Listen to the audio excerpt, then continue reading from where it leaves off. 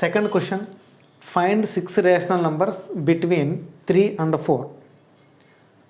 3 అనే నెంబర్కు 4 అనే నెంబర్ ఉన్నాయి. ఆ రెండు నెంబర్స్కి మధ్యలో 6 రేషనల్ నెంబర్స్ పెట్టమని చెప్పేసి చెప్తున్నారు. మనకి ఇచ్చిన నెంబర్స్ ఏంటంటే, మనకి ఇచ్చిన నెంబర్స్ 3 and 4.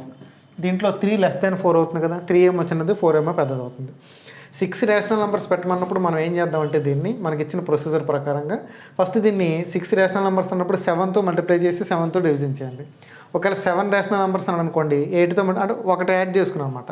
6 రేషనల్ నెంబర్స్ అన్నాడు కాబట్టి 7 తోటి, అంటే ఇప్పుడు ఫర్ ఎగ్జాంపుల్ దీన్ని ఎలా చేస్తాం, 3 × 7/7 less than 4 × 7/7. For example 8 rational numbers పెట్టమన్నారు అనుకోండి, 9తో మల్టిప్లై చేసి 9తో డివిజన్ చేయాలి, అట్లాగనమాట. ఓకే, సో ఇప్పుడు ఎంత అవుతుంది, 3 7s are 21/7 less than 4 7s are 28/7. అంతే కదండి. ఇక్కడ డినామినేటర్స్ రెండు సమానంగా ఉన్నాయి.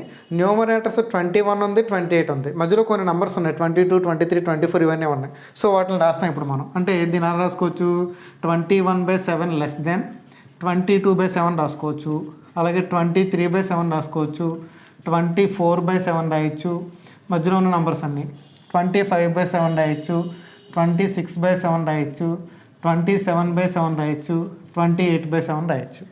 మనకి ఈ రెండింటికి మధ్యలో అన్నారు. 21/7 అంటే 3 దీని ఆన్సరు, అలాగే 28/7 అంటే 4 7s are 28 కాబట్టి ఆ రెండింటికి మధ్యలో ఎన్ని నెంబర్స్ వచ్చినాయి చూడండి, రేషనల్ నెంబర్స్ 1 2 3 4 5 6 రేషనల్ నెంబర్స్ వచ్చాయి. ఓకేనా.